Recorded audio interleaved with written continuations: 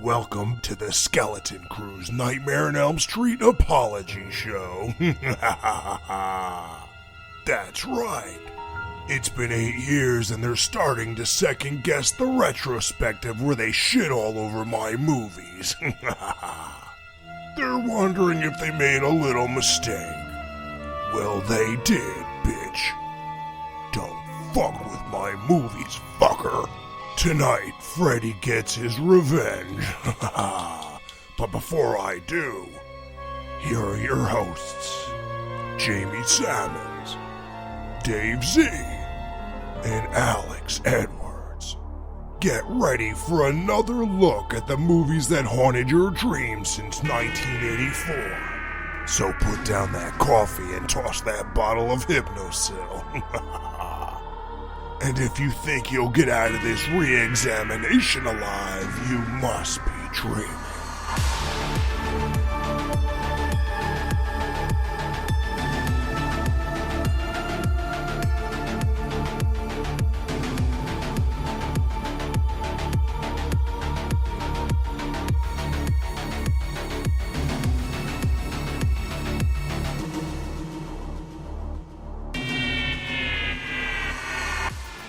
Welcome back to Prime Time, bitches.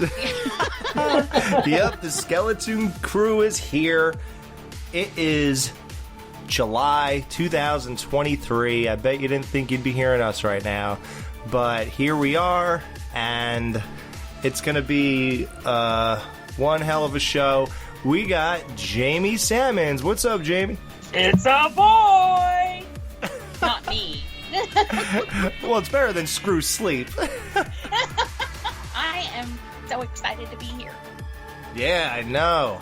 So crazy. But Jamie, let's sit down with our main man, Dave Z. You've got the body, and I've got the brains. It's the best I can do. What about fuck you? You sit down. That's the greatest, isn't it? Fuck you. You sit down. I'm so happy to be here. Holy shit. Woo! I know. Yeah, we are revisiting our Nightmare on Elm Street retrospective from 2015. So basically the whole idea of this show is that, you know, we did that retro. It's a pretty big name franchise, and Freddy's a huge icon in horror. He's just as big as Jason, Michael, bigger than Leatherface. Probably the same as Scream at this point, Screamface, I assume. It's been just so many years, so probably on par with him at this point. But Screamface? Ghostface, whatever his name is. Yeah, he's such a big icon, I don't even know his name. So... Well, he was Screamface before, right? You saw it when he was in the picture. Isn't that the picture was called Scream? Oh, yeah. From back in the day? Yeah. Right? I guess if people saw the portrait, they could call that a Screamface. I don't know. That's just me getting names wrong again, and I didn't even do it on purpose. So, I was sitting around, and I realized I posted back in June that that we did our retro. It just occurred to me that it was June and July of 2015. And I basically said, you know, I wonder how people felt about that, because we basically trashed 2, 4, 5, 6, 7, and half of us trashed the remake, I believe. And I remember how I felt when everybody trashed part 2. So I'm just thinking, like, how did everyone else feel when we trashed 4, 5, 6, and 7? So if I felt that way because there's one I really like, then what did you all think? You guys who are huge Nightmare on Elm Street fans, like, that must have been really weird, right? Because normally when we do a retro, we don't just spend most of the time trashing things. Like, we didn't even do that with, like, Phantasm. We really didn't do it with Scream. Texas Chainsaw, I think we're pretty kind to part... Well, me and Dan didn't like part 2, but part 3 was kind of like whatever, but then we did trash 4. But then I think it was back and forth with the remakes and stuff, so... And then they probably felt like you felt when Brian and I did our Friday retro and you had to stop listening to part 8. I knew Jamie wouldn't forget that. Yeah, Jamie goes, so you've been listening to it all, huh? And I'm like, yeah, really great stuff. And she's like, So what'd you think of part A? I go, well, honestly, I think I just turned it off. He was like, he had to stop at like 10 minutes in, and I'm like, oh, come on. It was still funny, even though I know it hurt your feelings. It was painful. And I knew it would. I knew it would. Yeah. Like, if people, like, at least say something nice about something, and then they kind of go back and forth, then I could kind of handle it. But I was just like, I just kept slouching further and further down as I was listening to that show, and I was like, okay, yeah, I'm going to go ahead and But see, that's exactly it. I did say some positive stuff, but you turned it off too soon. You missed it. Wow. See that? See? I might have to go back. Patience. So basically we put a call out to the biggest, most hardcore fans of Nightmare on Elm Street in our Skeleton Crew group, and we found two guys to come on here. They are huge Nightmare on Elm Street people. We got Zach Nelson and Christian Craig coming on here. A lot of you guys might have heard Christian. He bounces around the podcast circuit. Zach Nelson, I do not believe, but he's been a long-time listener, big supporter of the Skeleton Crew for a really long time. It's great just to have him on. And so is Christian, right, Jamie? Yeah, I love them both. I am so excited to have both of them on the show. They are two listeners that I have had a great relationship with over the years, and they're always incredibly supportive and kind, and I'm so excited to finally talk to them both. Yeah, they're good buddies of mine, Nelson, Zach, and Craig Christian. And so basically they're the ones who said, well, we are huge fans and we're like way into this whole entire thing. And so I don't care. Listen, they could come on and say, you guys are assholes. You looked at this all wrong, blah, blah, whatever. We're just dying to hear how we possibly could have taken the wrong point of view on this. If we're wrong about any of this, please explain how these movies are good. Tell us what we're missing. Dying to hear it. Because, you know, when there's a phenomenon like Freddy and Nightmare on Elm Street, you do feel like, how come I don't get it? There are people who don't like Friday the 13th movies. They think they're just whatever. We know we're in that camp of people who do like Halloween movies, but most of them kind of suck. But we still kind of watch them in October anyway, right? So some of them. Some of them. So we get it. Texas Chainsaw. I don't really watch 2, 3, 4, or the remakes, really, or Leatherface, or 3D, or 22. Gee, what the fuck do I watch? Just the first one? So yeah, I don't know. I guess listen, we could do this for probably every franchise, but this one in particular I was just curious about, since we did it 8 years ago this summer, or that summer, in July, June and July. So I think it would just be a great time to revisit that and talk to some fans. So what are you guys looking forward to with these two when they come on and try to enlighten us? You know, I think what's going to happen is this. I think it's just going to be like when I did it, I reviewed it another time for Exploding Heads when we did it there. And like when part 4 comes around, and you know my feelings on 4, and Christian and Brandon, they actually like 4, not as much as 3 or 1, but they like 4. So basically everything that I pointed out, it just kind of falls on deaf ears, and like, yeah, you're right, I can't explain why that happens, but I love it anyway.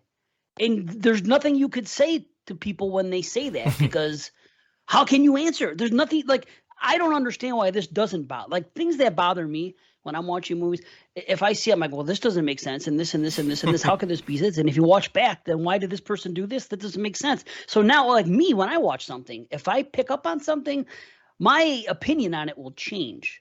I'll be like, oh, you know what? This isn't as good as I thought. That's really stupid. Okay, instead of this being a 4, it's a 3 to me now. It's just I don't have it. But most people, I always say this, they hold on to their opinions like they're balls. They never want to budge. Just because they declared love for it once, right. They think it's like it's like an abusive relationship or something. They can't get out of it. They're like, well, I love it. And I don't care that you pointed this out and this and that and the other thing. I still love it, and I still give it the same rating, and I still have the same passions for it. And there's nothing you can do.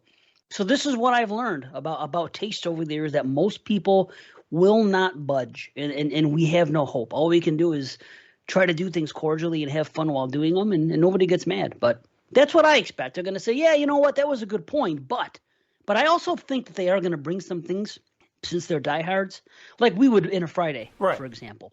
You know, they're going to say, well, actually this, and this. And maybe there's a couple times where the light bulb will go off and be like, oh, you know what? Okay. I don't love it, but it's acceptable. I hope that happens. I think it may a few times. Someone tried to do that to me on YouTube once, talking about part 5, saying something about, I don't know, I have to look it up. It was something that had to do with Jason's mother. Oh, Jason 5. Okay.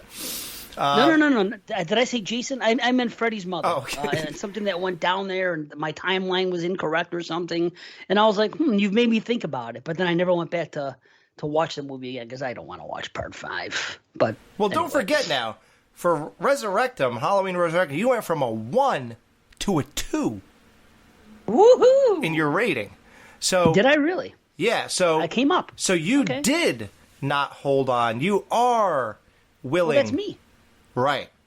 Yeah, most people can't. That's the one. I don't like myself, but the one good thing about myself is this. Like people say, I wish if there was one thing that I had that I wish everybody else in the world had, it was the ability to be talked into something using facts and to be able to have their opinion changed, because that means you learn something. Most people are so stubborn, but Right. That's one thing I like about myself, that I wish more people played that game where they could say, you know what, it's okay. I don't have to be right all the time. Right. So anyway, Well, I'm excited because I think I'm going to surprise the both of you with some of my recent takes, because I just went through the whole series with Brian. He hates you for it, by the way. Yeah, I was going to say he hated us last time. Yeah, he is not a fan, Yeah. but he, was like, I'll watch them with you, and then he bitched the whole time, like toward the end ones. Yeah, listen, that was 8 years ago. I picked up on a lot of things with this most recent watch that may have adjusted my opinion on certain things. We'll see, but I'm really looking forward to that. Because, and full disclosure, I did not go back and listen to our old shows because I thought it would be fun for me to do this now with my current opinion and then go back and listen to how they were before and kind of compare and see how I changed. Right. So I'm excited. Yeah, my prep is that I did not watch any of these movies, but I listened to all of our shows and I watched the Nightmare on Elm Street documentary, Never Sleep Again. Yeah, I watched part. Well, I already like 2, so I didn't have to do that. I watched 4, 5, and 6 documentary. poor you. Oh, the documentary. Okay. All right. Oh yeah. No, I can't watch the movie. Right. Now that's another thing. Like, we can't even watch these movies. Like, Jamie has not watched those in 8 years. I have not watched them in 8 years. Dave probably. Oh, I guess for when you did your retro, you had to do it again recently. I did. Yeah, but that was 5 years ago. So I think, it's been 5 years. Okay, there you go. So these aren't even movies that we ever like pull out and like dust off unless it's for something like this. So, and I didn't even do that.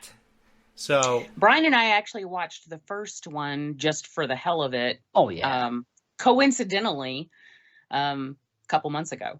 And then I was like, you know what? We should go through this series. And he's like, meh. And then we ended up doing it anyway. right, guess what? Remember that whole thing? Yeah. Awesome. I watch the original like 3 times a year, and probably part 3. Right. Yeah, that's fine. No, we don't include the ones we do like. Right. We don't care about that. 4 and after. Right. 4 and after are the ones we never touch. So yeah. So let's get these guys here in the new cleaned up dungeon, and we will see if they could turn us around on 4 through, well, I guess for you guys 2, and then 4 through 7. And Dave, I forgot. Do you like the remake or no? Yeah, I've always liked the remake. Yeah. Okay. So 4 through 7 and 2. Let's see if these two guys can turn us around on part 2, 4, 5, 6, and 7. But before that, let's listen back to what Freddy Krueger himself thought of our retrospective. What did he say at the end of it all after we reviewed the remake? Let's take a listen back to that. You'll get a pretty good idea of why we're doing this. Freddy kind of demanded it if you listen here. Check this out. And then we'll be right back with Zach Nelson and Christian Craig for part 1 of our Nightmare on Elm Street Revisited. Well, kids, I guess you survived this little nightmare. You know, these assholes talked a lot of shit about my movies. You know what, guys? They're fucking dreams. They're not supposed to make sense. You fucking idiots. What does everything Jason or Michael or Leatherface do make sense? Make sense yourself, fuckers. It doesn't make sense that people listen to this show. You guys suck. And the fact that so many of you thought this remake was pretty good shows that you don't know what the fuck you're talking about. So don't ever challenge Freddy. So anyway, to all you guys who are big fans of mine, thank you. And I'm sorry you put up with this shit for so long. 2 months, man. 2 months. Assholes. Well, the nightmare's over, kids. But you can always watch my movies over and over again. But more than anything, make sure you watch part 2. That is my favorite of my movies. Part 2, guys. That's the best one. Stop talking shit about it. Anyway, have a good night, kiddies. So, kids, until next time, Freddy Krueger saying, Bon appetit, bitch. It's a boy.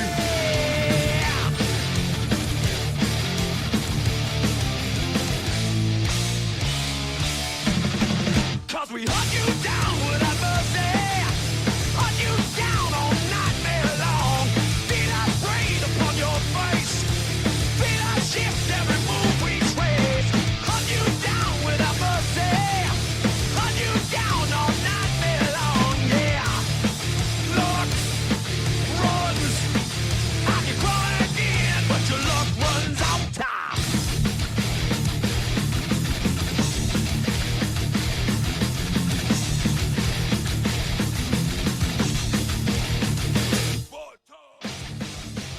We're back here after a little break, and we got our 2 guests in the dungeon with us. So let me introduce these guys. This is going to be a fun one. Zach Nelson, what's up, man? Hello, baby. Oh, God. They're never going to convince us, are they? No. Well, thank you all for having me. Yeah, absolutely, man. It's going to be great. And Christian Craig, what's up, brother? What's up, everyone? I couldn't top that. I couldn't top that quote. So, you know, I was thinking I'm going to try. Especially since you chose from one of the best films in the franchise anyway. So. Right. Oh, my God. This is going to be hilarious. I can't wait. Oh, this is going to be good. Okay, so I guess, so I'll try to divide this out so this all makes sense. So, Zach, what did you think when you first heard our night? Well, what did you think when you heard we were doing Nightmare on Elm Street Retro? Were you excited? Were you like, wow, this is going to be fun? Yes. So that was, if I recall correctly, because it was a long time ago, but I think that was actually the first, that was the first episodes that I was listening to, because big And Freddy you stuck fan, around? Yeah, I think I was working a lot, and so I was always like, I want to hear more about different podcasts with Freddy and stuff, and so I'm amazed that I continued, because It was different. yeah, you guys were real tough. But you guys just had great chemistry, and were articulate. So of course I had to keep listening. So thanks. Yeah. So how did you feel? Well, actually, we'll go back and forth. It might be better. Okay, so Christian, how did you feel? What did you think when you first heard we were doing this? I think all of your shows were out or like just like recently out by the time I discovered you guys. Like I'm pretty sure it really was like around August of 2015, something like that I discovered you. And I already listened to a couple of your shows before, and then I listened to that retro. Then I took a couple of months off from you, and then I got back into it. You're like, whoo, boy, that was a lot. Yeah, let me get away from these guys for a minute. Okay, so Zach, so what were you thinking when you were taking this long journey and you were going one to the next, to the next, to the next?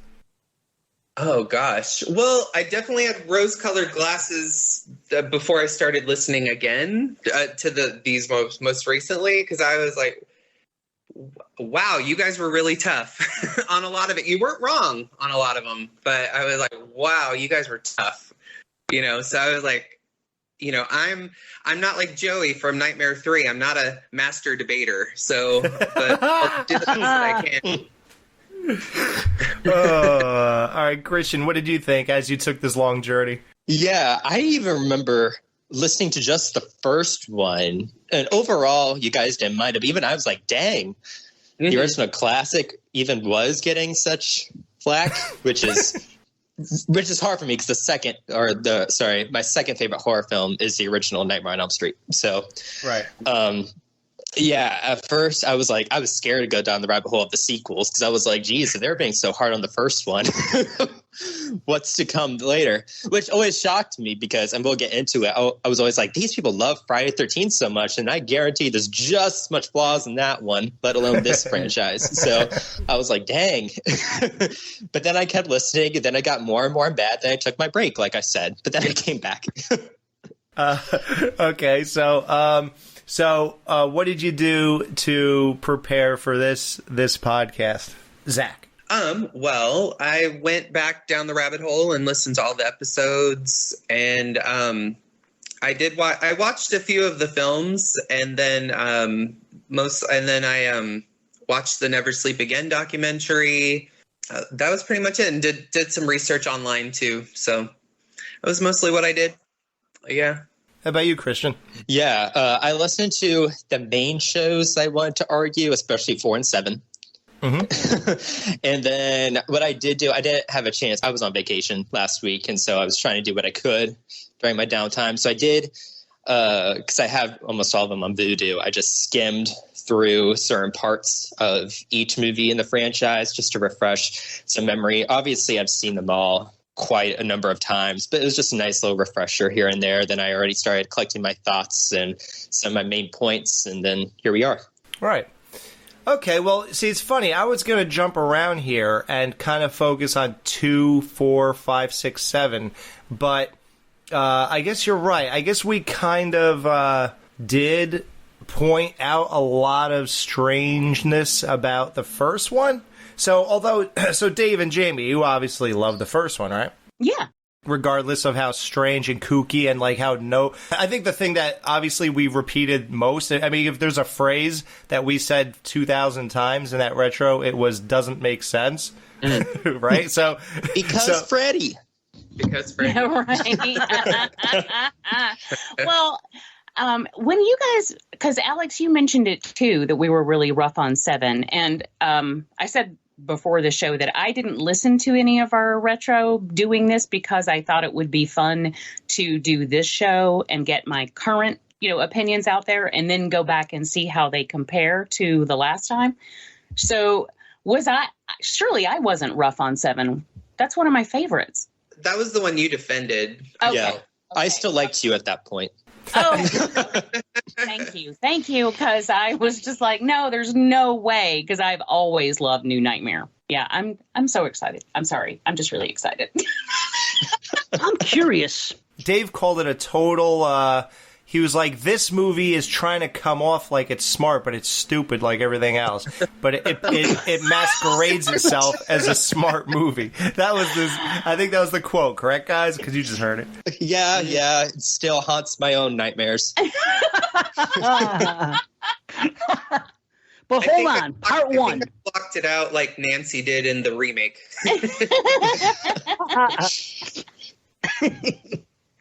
But I love part 1. Part 1 is my number 9 horror movie of all time. So I don't know what we said on the show. I know that they came down hard on it. I love it.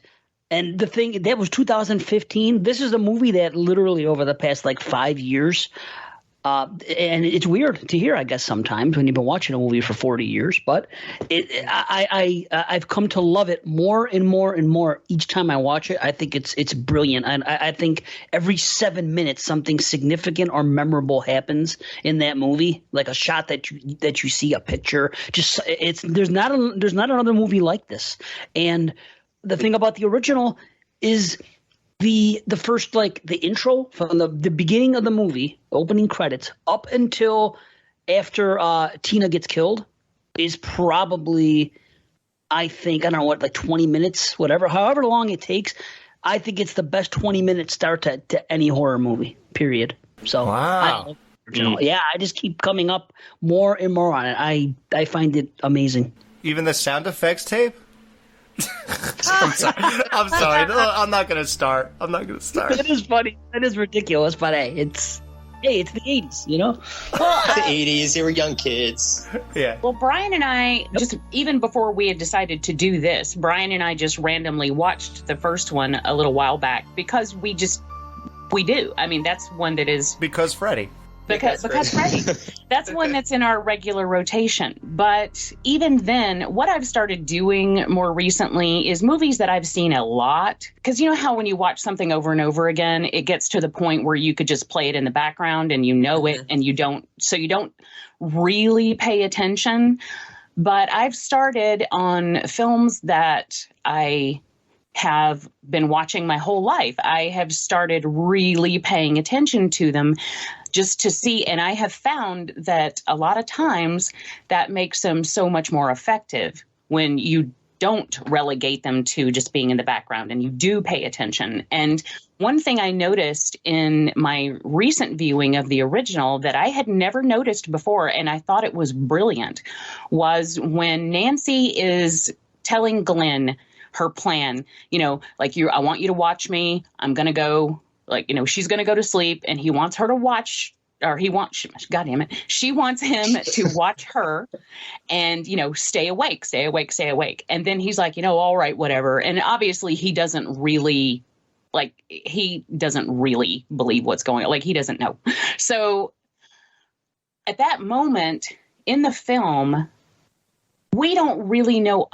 There's an ambiguity in that scene to where you can totally believe that what she's saying is completely in her head and nothing is really going to happen. And you don't expect, I don't know. It was weird that even knowing the movie and knowing what's going on, I found myself kind of falling into this going, is she really going to go? What is she doing? And then she just, the next time we see her, she's outside and she's in her pajamas. And then she calls to him. And up until the point where she calls to him and he sticks his head out from the trees,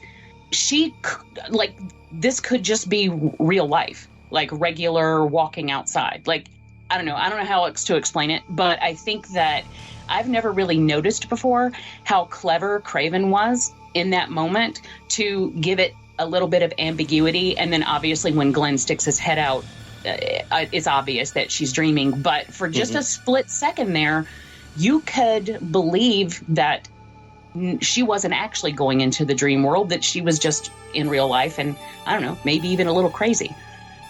Mm-hmm. And one thing I love about lower budgets anyway, especially for the first one, is it can play in terms of what's reality versus what's fake, because they probably didn't have the money to make a super dreamlike location anyway. And so that's an example of not having that much money actually works in your favor, because you're able to psychologically move the audience in some way, shape, or form with what's reality versus what's fiction. I thought it was great. And there's just the ongoing thing of is it a dream or is it really happening? Yeah, it's always a nice kind of surprise moment. So, as well as we know and argue later in the series too. Well, I did notice that a lot moving forward in the series too, is there are several times when you're really not sure, and a couple of them in particular, it's kind of all over the place, and I'm like, wait, is this really, what Why? What?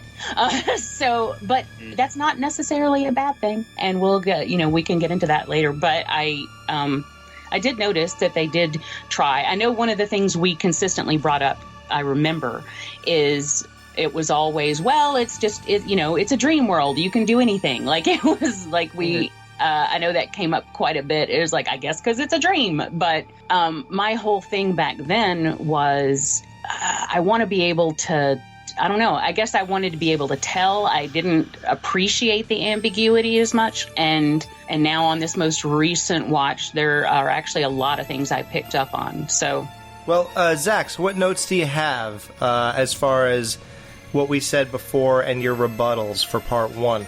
On this watch, or on this listen, actually, on the first episode, I didn't think you guys were as hard as I think I remembered before.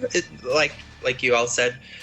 So the one thing I really like Nancy as a final girl in the first one. Although yes, she does keep her mouth open a lot. I remember that too. Yeah, I like it. And I mean, if she has moles on her body, maybe that's questionable too, or a hairy bush. I mean, it was 1984. I do think that I really like what was so great about this character is, and probably unlike a lot of, especially slasher films at that time or horror films in general, is that she really did. And I think Heather mentioned this in the documentary too. Is she had so many relationships going on in this movie, and I think that was what was, I guess, maybe humanizing about this character in particular, is that, yeah, she had her best friend, and then, of course, her friend that, was accused of killing, what's his name? Rod. And also her boyfriend, her alcoholic mother, and, separated, disconnected father, who's the sheriff, or, right? Lieutenant. And so what I think was just amazing is that she did, in that 90 minutes, is that she had all of these different relationships going on. And I do think she was a really good final girl. And what about the acting, though? Didn't we kind of go after that? You did go after the acting. I don't know. Maybe I always, probably just because I'm just so connected to it through the years. I always just found her very, very girl next door. So I never saw her acting as terrible. Or it's not like everyone else's was such Oscar worthy anyway that it really stood out. Maybe that's true. And one thing, and I agree with all those statements, especially because one thing I love about Nancy, as opposed to some other final girls at the time, are she's on offense from movie one. Mm-hmm. Like, typically, a lot of these slashers, it's, just those last 15 minutes of terror, and it's more defensive. It's just more trying to get out of the way. And then if they do come back, that's when they are very strong and just want to get over the shit. But from movie one, Nancy was full on setting up booby traps. She was losing her friends, people she really was close to. No one was believing her, and she was terrorized throughout the course of the 90 minutes as opposed to just 15 minutes of terror like some of these other slasher heroines are. So, I don't know. I just think, and she's just put in, because of that, like probably the worst situation out of most of these final girls, having 7 days without sleep and still having to deal with all of this, but still being strong enough to do what she had to do. And so, regardless of what you think about Heather Langenkamp's performance, I think Nancy as a character is definitely worthy of being one of the best final girls we've had in a slasher movie. Well, actually, the most recent watch we had, again, I told Brian, I said, and when the movie was over, I'm like, do you know what? And he's like, what? And because I sometimes, if it surprises you, I'm sorry, but talk a lot. But I told him, I was like, the thing about Nancy that is really impressive? And he's like, what? And I was like, up to this point in horror films, and even mostly beyond, there have been some that stand out. But up to that point, she was the only final girl who didn't win by default, who she went after it. And like you said, she was going after it the whole time. She was active in trying to get him rather than being lucky enough to catch him when he wasn't paying attention and hit him over the head with an axe or something. Like most other final girls, are just the only ones left, and then they're fighting to survive by the time you get to the end. And like you said, they're on the defensive. But yes, Nancy she is probably now, and I had never considered that before. I don't know why. It just never came to me. But now I consider her one of the most worthy final girls in any franchise, because she was strong from the beginning. She was determined from the beginning. And yeah, she made plans and she went after this shit. So I think she has been not lauded enough as far as being an incredible final girl. I mean, and groundbreaking. Yeah, he just opened my eyes too. Like I never thought about that because most of these final girls, even the greatest ever, Ginny Fields, like even she had no idea that Jason was doing anything until the moment they were in that black Packanack Lodge, because the lights were off, and then Jason attacked Paul. So like, but that's pretty standard. Like you said, the last 15, 20 minutes is kind of their thing, and Nancy has. It's been a thing for the majority of this movie, even going to sleep, pulling his hat out. Like it's like an ongoing battle through the entire movie. And I never in my life considered that. I never considered all the relationships that are basically more or less obstacles. Yeah, I mean, just think of it as that the fact that not only is she dealing with Freddy in her dream world, obviously affecting her real world, but she's dealing with the alcoholic mother that's locking her in the house and, and preventing her from all this stuff, and a boyfriend that still doesn't believe her, even though we know he's having those dreams, and being like, why would you want to kill me? And I don't know. It's just, and then the dad not believing her, and just, as she's like asking for help, in the house, then he has a doofus officer just standing out there going, maybe I should get the lieutenant. That guy. It's like he just told him, come get me. Exactly. Right. So it's like, no matter how hard she tries, she can only save herself, of course, but she still has all of these forces against her, not just fucking Freddy, but parents and just authority, basically. Even Glenn's parents, because she tries to save Glenn, and her dad won't hear it, and he hangs up on her. So, right, like, even his parents are. I just feel like there's so much more that's against her. Yeah, that's all they got to do with these kids. Yeah. Oh no, I definitely feel like she was just in the worst situation out of most of these final girls we've seen before. So for her to come out on top like that, I don't know. She definitely is worthy. And fucking sleep deprived, like you said. Yeah. It's a brilliant movie. It's I'm telling you, this, and people talk about slashers and what happened, and this movie took the slasher formula and turned it on its head. It was it revolutionized what was going on with slashers. This movie here. And then you started seeing supernatural slashers after. But not just because of supernatural slashers. It's amazing because of everything that you guys were saying about Nancy and what Heather has said about the relationships and everything, and the typical final girl. It hadn't been done. That I 100% agree. It changed so many things. Later on, things got changed again, more so for the worse, because the comedy started coming, and then horror got comical again from like 88 and on, like too much. But this movie here, what it did, it was what the slasher movie needed. To be honest, it was the same thing from 1980 to 1984. It was the same thing. Let's find a new gimmick and a slasher and a mask and a reason and whatever. And it was great. I love them. But they started to dwindle. People wanted something new, and this was it. And something else. This is the one movie of all of them where I can excuse anything, because this is one that I truly believe the whole thing is a dream. Right. This is the one. And what happens is at the end of the movie, when she tells him, "You're nothing, you're shit," the dream ends. Right? That dream ends. But the scary part of it all is, as soon as that dream ends, this is my interpretation, when she opens the door and sees her mother out there, the next dream begins. That's why they're alive again. That's what happened. It was like she survived the first dream. She beat Freddy, but she only beat Freddy for one dream. He has the power to come back in the next one, and he does. And that's what I love about it. I mean, I probably interpret it I'm sure many people interpret these movies differently because of the whole dream thing, but this one in particular.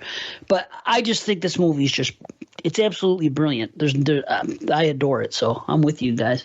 Right, and I think, Dave, like you hit it on the head too. I mean, the movie, even the title itself is A Nightmare on Elm Street. It's like meaning one, right? It's not Nightmares on Elm Street. So, I mean, I think that's exactly what they were going for.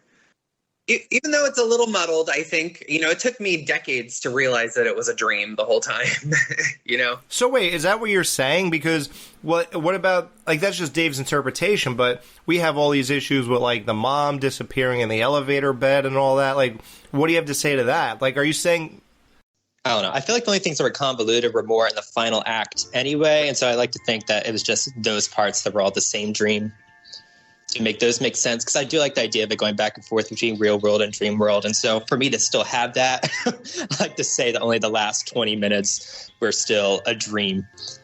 Yeah, that's always been, I think, kind of a debate, because Wes Craven, I don't think he ever really came out and said anything on what, but some people, believe that the whole movie from start to finish is a dream. Other people feel like it was like once she went to sleep that last time.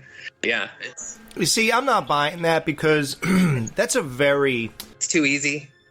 Well, no, it's just that to think that this high school girl had this dream where all these rules are established, like Freddy, if he kills you in your dreams, he kills you in real life, and you could go to sleep and then tomorrow wake up and there's a slash across your chest or something, and then you could pull his hat out of the dream, and that tells me I could pull him into real world. Like, you're telling me she dreamed all these things, and then, it would just seem too complex, and there's a lot of rules here for someone who's just having a dream. Right. And I know we're not there yet, but in Dream Warriors, she does state that all of her friends are dead. So you can't assume that stuff did happen. Well, and then I forget which one, they talk about her mother killing herself. Yeah, Dream Warriors, yeah. No, part 2, I thought. That was in Freddy's Revenge, the second one. Yeah, okay, that's what I thought. He did say that. I never understood that. Yeah, he goes, her mother killed herself in our bedroom. I remember that, right? That never made sense to me. Because then again, they said something in part 3 with when the father comes in, basically, and he's like, you always had a problem understanding that Freddy Krueger isn't real. And then they talk about the mother being dead. So that's a little weird. Well, in terms of suicide, I like to think that we're talking about teenagers probably spreading rumors. That's what I was in terms of easily it just got out that's what happened. And then that's just the rumor that kept spiraling. Good call. Yeah. Well, because if you look at Freddy's if you look at Freddy's Revenge, he actually tells him the story. He's like, "Oh, you moved into that house," and he's like, "Yeah, so what?" And then the story that he's telling is that the girl there went crazy, and we know when her boyfriend got butchered across the street. Yeah, yes. And that she watched him get butchered, and then she went crazy. But we know that didn't happen. So it's, I mean, I think it's just how you have an old spooky house on your street, and there are stories. People make up stories, or things get passed along. It's like a bad game of telephone. So right. I was just gonna say telephone. Right. Well, you don't have to do much convincing with us for this one. Sure, there are things that you're going to discuss in a retro. That's just how it is. But overall, I also watched this again 2 or 3 years ago, and I was fine with it. And nothing that I said in the retro spun around in my mind while I'm watching it. That was just entertainment value. But it's not like we're making things up. I mean, this is all for entertainment value, but those just are observations, but they're not like the kind that are going to spoil future viewings. So, not much hard work, but you still did a great job on this one. So, I think this one has a seal of approval. So, let's go for the next one. Now, you're not going to have to convince me of anything, but with these two, good luck. Tell us why Freddy Part 2 is so good. Well, first of all, Alex, I wanted to ask, so since this is a sequel to the retrospective, is this why you have me on here, a gay? You try to make it the gay retrospective. Oh, absolutely. I need a gay guy in all my sequels. A gay. Gay. A gay. Well, gosh. Okay, where do I start on this one? I think what's great about this film. Okay, so obviously they didn't know where they were going with the sequel. You know, they didn't really know what really worked with the first one versus the second one. I almost consider this one as sort of like as if it were almost like an anthology story, kind of like a Freddy's Nightmares sort of situation a little bit. I mean, I know that one would be a harder pill to try to argue, but to me, it definitely is. This one is like the haunted house possession Freddy movie. Oh yeah. But even with all of that, I think it's still a really good movie. It's scary. It's still dark. It doesn't make a whole lot of sense, but there's a lot of symbolism in it for whether it was intentional or not, supposedly. But there's a lot of great things about this movie that are still effective. It had a great soundtrack. Oh yeah. Great dialogue. It was very, very campy. I don't know. My friends and I, we always did drinking games for any time we saw anything that was semi-questionable in it with any kind of gay situation. It's a fun drunk game. I would recommend. Now, who was rushed off to the hospital first for alcohol poisoning? Exactly. No, I'm just kidding. No, but okay. So you being gay, like, did that have any impact on you as far as how much you like this? Did it make you like it more or less or what? At the time growing up, I actually did not put a lot of it together at the time when I was 6-7 years old, of course. But as time went on, of course, I did. But I relate to other characters in later films, funny enough, that are not gay, but compared to Jesse, because I definitely didn't see myself as Jesse, because Jesse was kind of a wimp. Yeah. But I think what was, so once again, the final girl, it was more of a final girl story, actually, still, even though Jesse was the lead character, the Lisa character, it was more of the final girl. But no, I appreciate it more now because it definitely it's really it's still really popular in the queer world, and people appreciate it, and people do see it for being a positive. I think it's positive too. I didn't relate to it as much as I thought I maybe would have at the time, but I think I was just too young to get a lot of the hints at the time. But now it's so gay, I mean, even 20 years ago, it was like so gay to me. But yeah, see, I'm straight, and I did not realize. I don't know why. I guess I just chalked it all up to the 80s. Well, yeah. They also denied it for many, many, many years. Yes. You had the writer going, "No, this isn't gay. I don't know what you're talking about." And. I'm like, Really? Well, it was obvious with the S&M and the teacher. You know what I mean? Yeah. In the gay bar. That was blatant. Right. That was the most blatant, sure. It was there. It was part. And the thing is, how weird is this?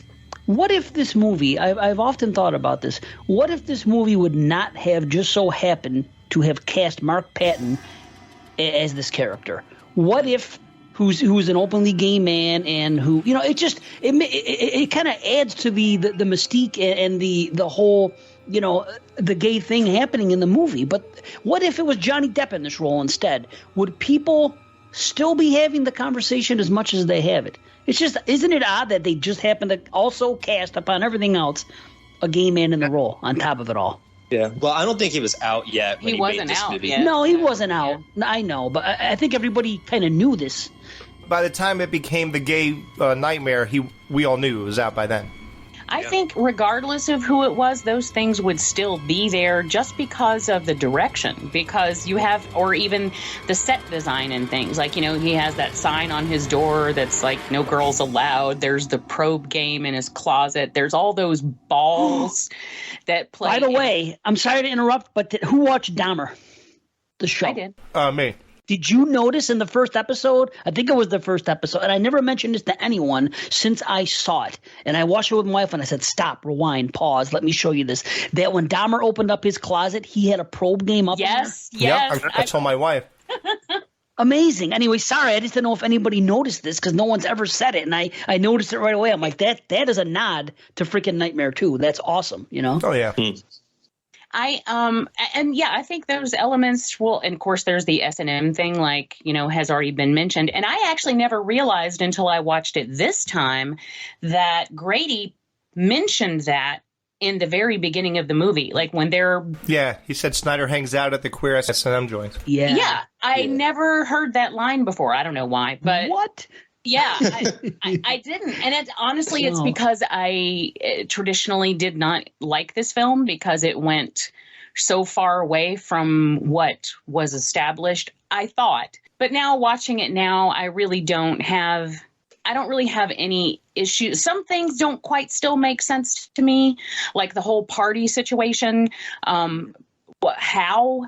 Like, I don't understand. Like, they're not sleeping. So we had a million questions. Like, so what's he doing there? Yeah, that's weird. If it's Jesse the whole time, why are they talking to him like that? How'd he jump through a floor? Exactly. How'd he jump through a window? How'd he disappear into a fence? Like, we couldn't figure anything out. Why are hot dogs popping off? Why is the water boiling in the pool? It's so weird. It's it reminds me of one of those boxes, one of those gag boxes where you open it up the box and there's another box inside. You open it up and there's another box inside. That's 100% what this movie is like.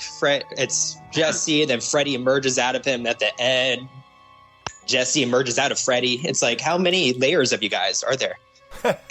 Well, and the reason why that the hot dogs were popping is because Freddy finds wieners hot. And interesting enough, it's the only one with just a little bit of male nudity, and the only one, until the very end, with I think just all male victims. Absolutely. I even made a note of that because it surprised me, and I was like, oh my God, I never realized that it had all male victims and so many of them. And this was like one of the highest body counts of any of the Nightmare films. And because I didn't realize this either, but they don't really have high body counts, No, it's more about the psychological terror. It's right. Yeah. And then when we got to the end of that one, I was like, holy shit, those were all men. Like it was bizarre because that's not something you typically see in a slasher film. But I liked it. I like it. I like it. I like it.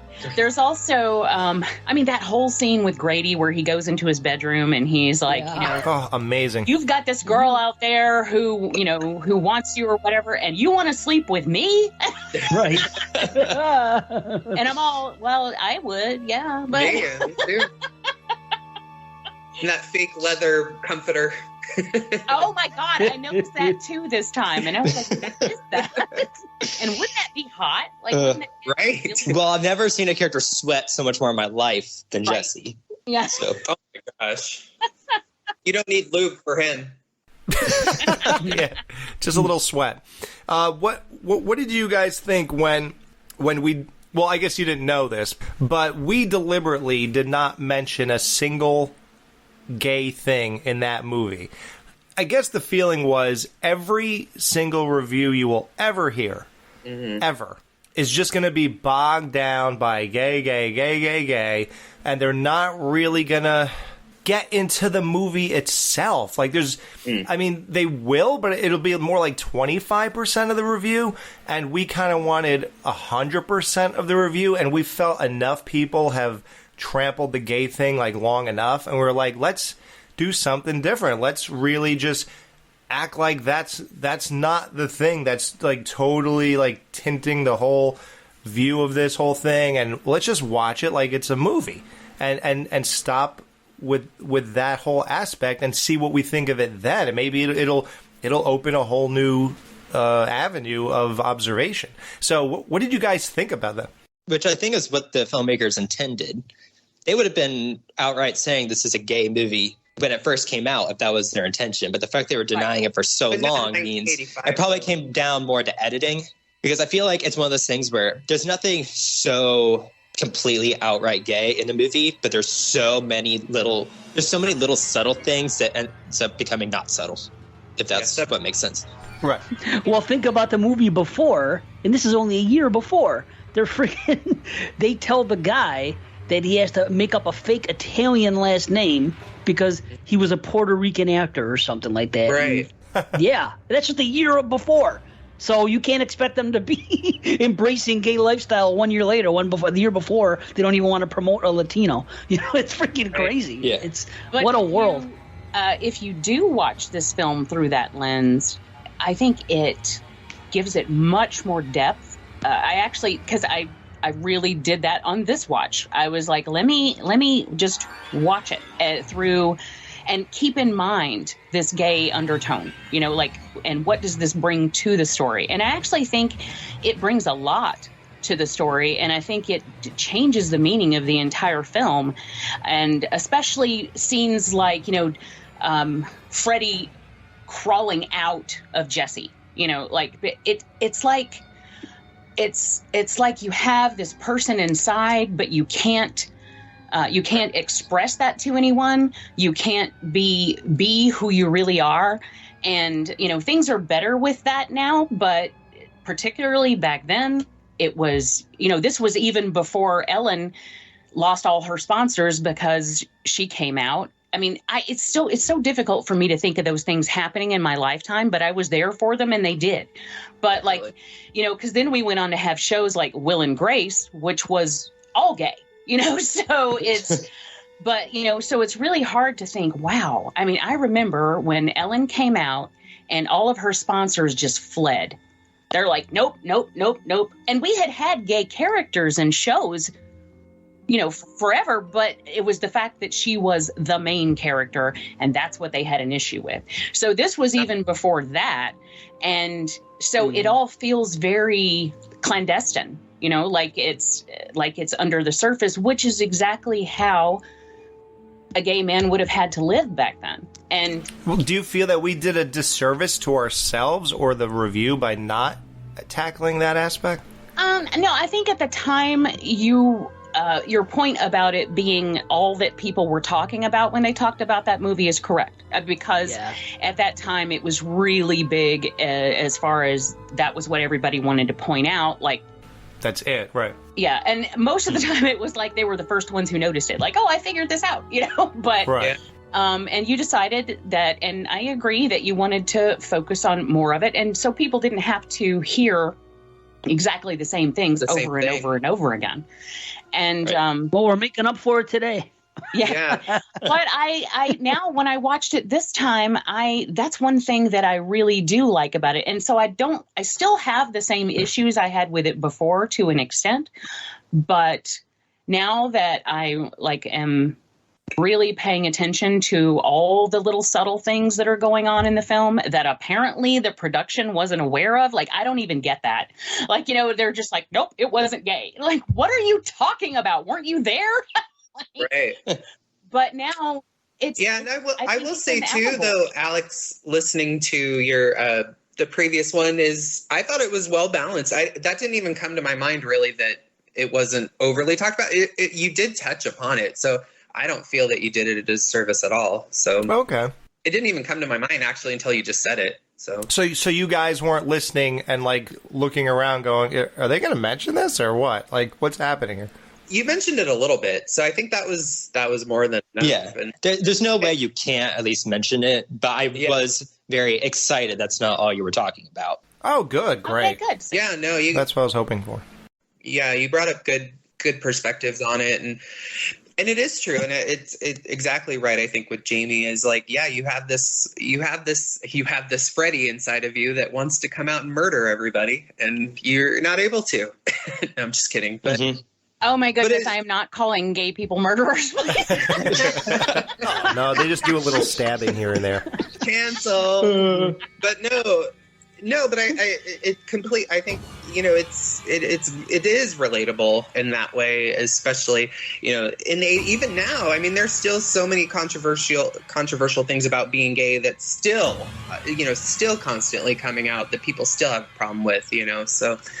Yeah, so I mean, to try to come out saying back in '85, oh, we're trying to make a gay film. No, that would never happen. It barely happens now still, unless it was severely a low budget film or, you know, an independent. Yeah, not for a mainstream.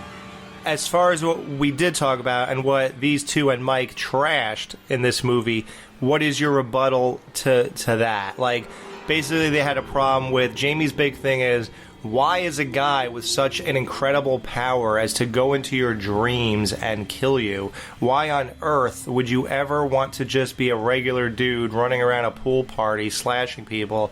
So dumb. They hate the sleepwalking aspect. They hate that you don't know who's the one killing Snyder, who's the one at the pool party, who's the one who's jumping through windows, who's jumping out of the floor, what's happening here, what's the dog faces with the human faces, what the hell's the ending, like all that. What do you have to say about like that kind of stuff?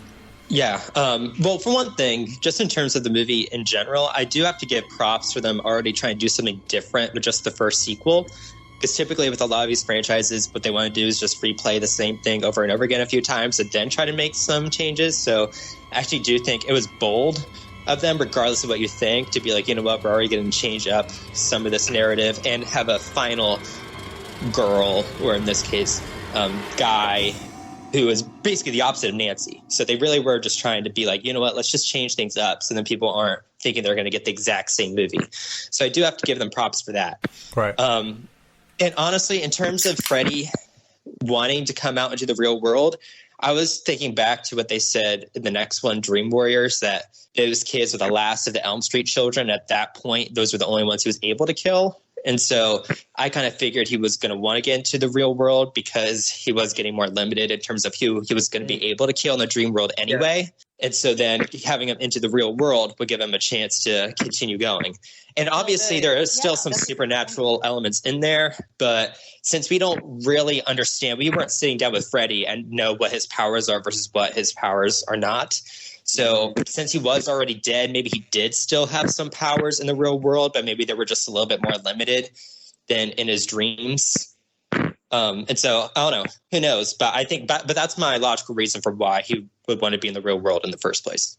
That's kind of that's where I was going with that too. Is that before Dream Warriors, I mean, we only thought maybe that these 4 kids' parents were the ones that torched Freddy. I mean, we didn't know, like, you know, they didn't go into detail. So I think it was definitely, it was like, where does he go now? And since he's killed these people and he was vanquished by Nancy in the first one, I think also maybe being vanquished in that house kind of put him there, you know, kind of, you know, when, you know, like when a ghost haunts a house, you know, there's something happened, you know, he was kind of killed there or whatever, you know, I mean, I don't know what you would call it, but, you know, he had the glove there. So something, you know, kept him there in that house. So I think the logical thing was if he couldn't enter in, if we're going by Dream Warriors logic or anything like that, where it could only be the Elm Street kids, maybe it's because he was haunting the house and needed a conduit to continue to kill people. Well, I think when he jumps up or when he's at the pool and he says, you know, you're all my children now, that might be driving home your point that now, like, I ran out of kids, but now I've got a whole bunch. Mm-hmm. He just has a child lust. He wants to kill children of any... It's weird. He doesn't really go after adults. He just wants the people's children for some reason. Well, to be honest, that's probably worse for them. To lose their own child would have been worse than them dying themselves. Right. Mm-hmm. Yeah, and then he was a child killer in real life, so I guess it makes sense that... You want to get them before they turned 18. To get his revenge, then yeah, I guess it kind of makes sense that he would go after their kids. And... also, there's the whole thing about, you know, how as you grow older, you don't hear the bell anymore, you know, for like Polar Express or, you know, we there's that whole running theme that is in a lot of media that as you grow up, you lose your imagination, and maybe adults just aren't as I don't know, susceptible to his power. I just pulled that out of my ass, but who knows? Well, obviously the point of this show is them trying to open us up and convince us these are good movies. Now, has that explanation helped either of you two? Yeah, I actually, even upon my most recent watch of this film, I have a much greater appreciation for it. And like I said, I'm still going to have issues. Like, the whole Snyder thing, I still don't understand. Like, yeah, what is happening there? Did he actually find him in the gay bar? And then, because does that make sense that you would run into your teacher at this bar and your teacher would then take you back to the school and run laps in the middle of the night? Like, does that make sense? Yeah, okay, guys, make sense of this. What are the balls? What are the jump ropes? Who's this? Why is Freddy coming out of the steam? And then why is it Jesse at the end? What's happening here? Because I don't even know. I was trying to defend it, and I couldn't even answer anything.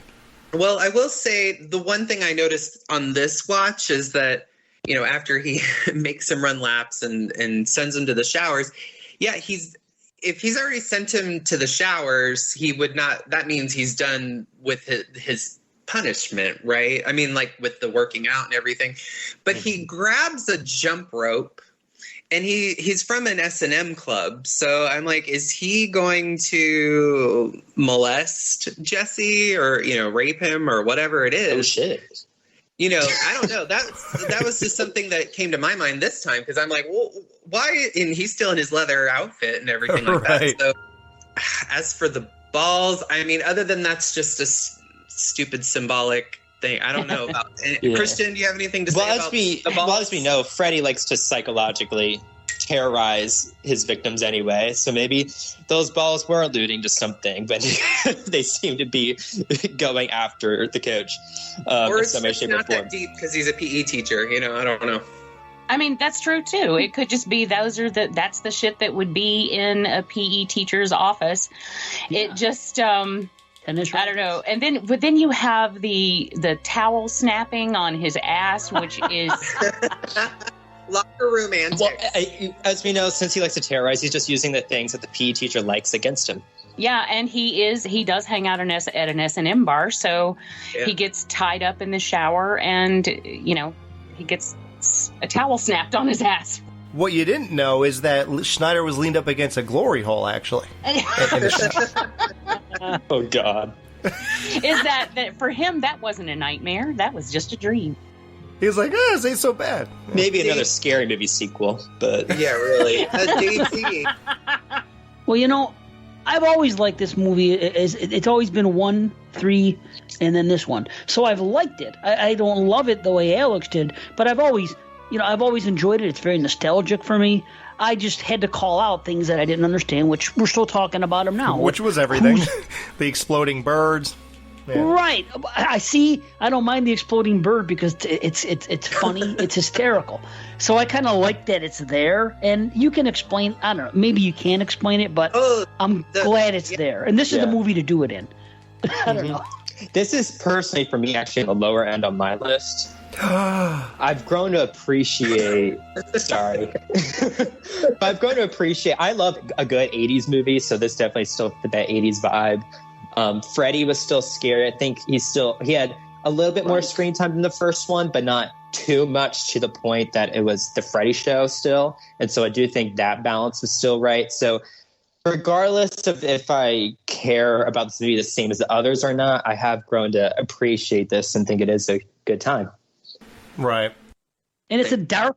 That's why I prefer it to the other ones after, because Freddy's amazing. Right, there's no comedy. Freddy's dark and freaking there's less dialogue and it's scarier as a result.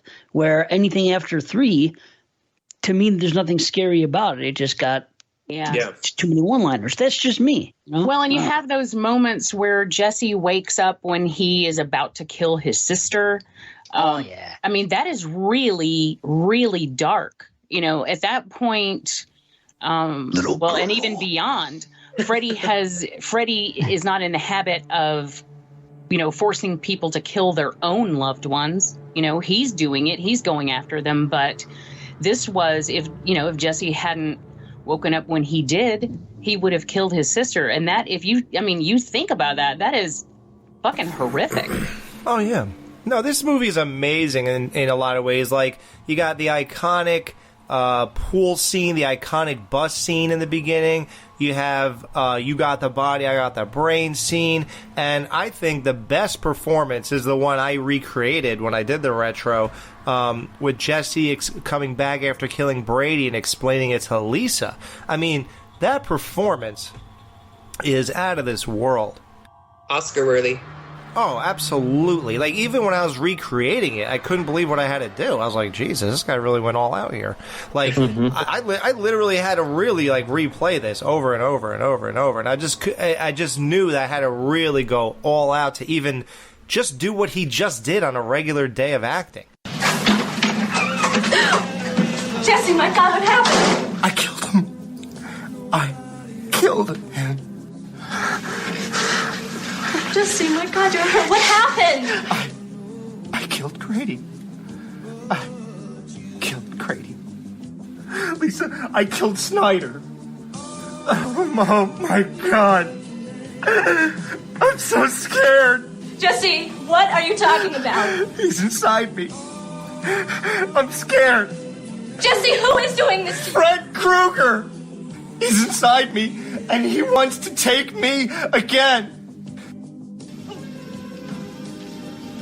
No. Jesse, this is not happening. It's got to be everything you've taken in. Schneider, the diary, the glove. Only it's all mixed up. Christ, what do I have to do to make you understand me? Last night he tried to make me kill my sister. I got blood on my hands. He owns me.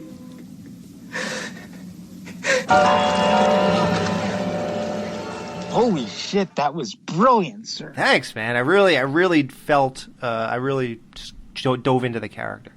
So, yeah, there's just a lot to this movie. And this movie was the one I remembered the most because of those iconic things I'm talking about. I never thought of the gay thing until, I don't know, what was it, 2004, 5, 6, or whenever it really became a public thing on the internet or whatever. I didn't think about that stuff. I would just have thought it was, like I said, the 80s. I thought some stuff in the 80s, I guess now, how many times have we said these guys have a bromance? People make fun of Zach and Slater. People make fun of Johnny Utah and Bodie in Point Break. These bromances, oh, that's gay, whatever. People do that all the time for stuff in the 80s and 90s. It's not the weirdest thing to... Top Gun. Mm-hmm. Top Gun is a huge one. There you go. Sleepaway Camp. Sleepaway Camp. Oh, I love that movie. Me too. That's all I thought was happening here. I didn't really think it was gay until it became a thing. So, so have they convinced you guys? At least, I know you're not going to go where I am with this, but are you at least getting to a 4 out of 5? I would say, yeah. I'd say I could go there. Wow. I'm almost there. I wouldn't say I'm quite that high, but some of what they said helps a little bit. I still don't, but it's like I said, I still can't make sense of certain things, and until I can make more sense of it, they help make sense of a little bit. So this is just one of those movies that it's always there for me, that I always like it and that I always recommend it. But it's still oddball. It's still. So are you still going to give it the cop out? No, I'm not going to give it the cop out. No, I'm going to come a little high. I would say 3.5. Wow. Okay. That's still pretty good. That is. Yeah. I think we have mission accomplished here. Well, yeah. Obviously, this has run long already, so let's gloss over 3 because I think everyone's okay with that. So let's go to more of the problem areas here. So now 4 is. Now, I noticed that part 4 is not as good as everybody thinks it is. I it just occurred to me that it's like some kind of wannabe part 3, but it didn't have the amazing cast. It didn't have the amazing iconic imagery. It just didn't have any of that. It just seemed like a fake. It seemed like Saved by the Bell, the new class, to give another Saved by the Bell I was analogy. literally about to say it was Saved by the Bell meets Nightmare on Elm Street. That was the same. Oh yeah, wait, it actually was, right? Wasn't there like a girl who looked like Lisa Turtle and Screech had a Lisa kid? and Screech had a child. Right, and that's her, right. Well, the one girl looked like, what's her name? Tori. Tori. Yeah, biker. Correct. Yeah, right. It's so weird. So it's weird that I gave that analogy, because it really is like Saved by the Bell, the new class. Like, I think the real cast of Saved by the Bell is like Nightmare 3, and then this is like the new class. So it's just, it has some iconic things, like the girl getting sucked up, down in the class, and it has my favorite Freddy kill at the end, with the bodies coming out and pulling his face and all that. I love that. But I hate the reason it happened, via the mirror or whatever that was. But, yeah. Well, the mirror, let me say this quickly about the mirrors. If he really couldn't see himself in the mirror, then what about that scene in part 3 when all those mirrors are happening? He's laughing at each other from one mirror to the other. There were mirrors all over the place in part 3 in that part. Right, I don't know. Anyway, I don't want to start shitting on it again. Actually, these guys listened to it recently, so I'm not going to say anything. 'Cause I'm seriously, I'm not going to say. We've heard enough of you, Dave. Right, you have. So I'm sitting back. I'm giving a brief overview of why they're here and why we have to do this. So I think we had a problem with that. We had a problem with, I think the kills we were kind of okay with. I think the character, we didn't think Lisa Wilcox was a great. Is that her yet, or no? Are we still doing the Tuesday night? Oh no, wait, where are we? Tuesday night, right? Tuesday night was Kirsten. Yeah, we didn't like that. I actually on this watch didn't think she was that bad. I mean, she was fine. One thing I really give this series credit for on this time around is that they are probably one of the franchises that has attempted to keep their timeline as clean as possible. And they did a really. They put in a lot of effort to keep the continuity going. And that's not something you might necessarily realize unless you watch them in a row like I just did.